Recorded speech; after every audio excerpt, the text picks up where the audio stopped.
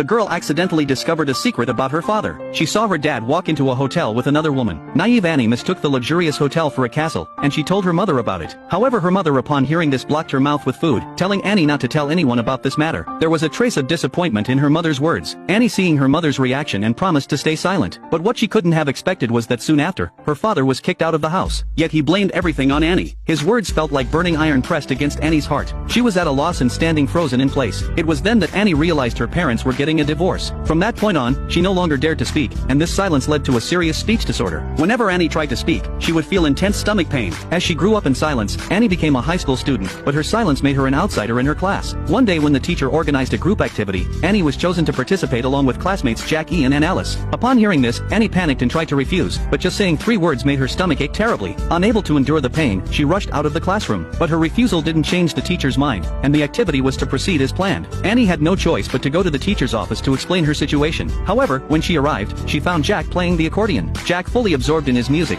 seemed to have an unusual charm. Annie with just one glance fell in love with Jack. Just then the teacher suddenly appeared, breaking the peaceful atmosphere. Blushing, Annie rushed out of the office. She then went to the rooftop, breathing heavily and recalling the scene she had just witnessed.